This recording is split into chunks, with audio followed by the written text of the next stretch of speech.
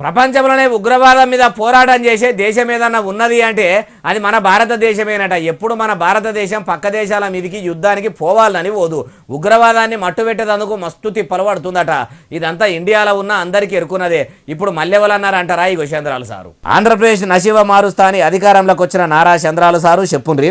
మనం ఎప్పుడు కూడా వేరే దేశాలపైన యుద్ధానికి పోవడం లేదు, కానీ ప్రపంచాన్ని పట్టి పీడిస్తున్న సమస్య ఉగ్రవాదం.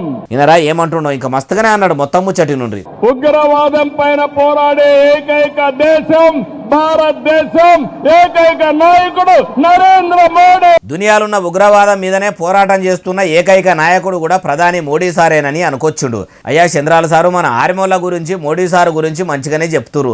మరి మీ ముచ్చటేంది సారు? ఆంధ్రప్రదేశ్ రాష్ట్రంలో గుండెగాల రాజ్యం నడవకుండా చేస్తా, రౌడీ రాజకీయం చేయకుండా చూస్తా అంటే, కానీ తమరి టీడీపీ పార్టీలనే తలకాయలు వలగొట్టే లీడర్లు ఉండట.